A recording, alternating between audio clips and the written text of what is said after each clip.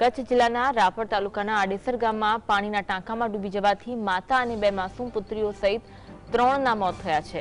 5 વર્ષની પુત્રી ઘરમાં રમતા રમતા ટાંકામાં પડી ગઈ હતી। દીકરીને બચાવવા માતા 3 મહિનાની બાળકીને સાથે લઈ ટાંકામાં ઉતરી, પરંતુ 3ના મોત નીપજ્યા।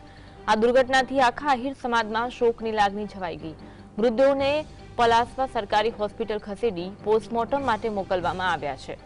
માતા 3 મહિનાની બાળકીને સાથે રાખીને ટાંકામાં ઉતરતા ડૂબી જવાથી મોત થયું છે। રાપરના આડેસરામાં માતા સહિત 2 માસૂમના મોતની ઘટનાથી સમાજમાં શોકની લાગણી છવાઈ છે। 5 વર્ષની પુત્રી ઘરમાં રમતા રમતા ટાંકામાં પડી ગઈ હતી। દીકરીને બચાવવા માતા 3 મહિનાની બાળકીને સાથે લઈને ટાંકામાં ઉતરી ગઈ, પરંતુ 3ના મોત નીપજતા અરેરાટી વ્યાપી છે। આ દુર્ઘટનાથી આખા આહિર સમાજમાં શોકની લાગણી છવાઈ ગઈ છે।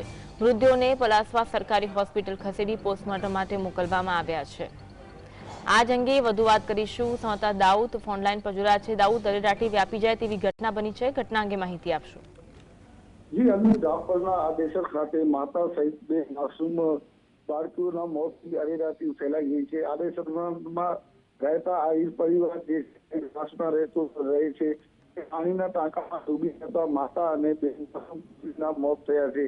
એક સાથે 3 મોતની સમાચાર મળતા આહિર સમાજમાં શોકની લાગણી ફેલાઈ છે। 5 વર્ષની પુત્રી ઘરમાં રમતા રમતા પાણીમાં ટાંકામાં પડી, તેને બચાવવા ટાંકામાં ઉતર્યા।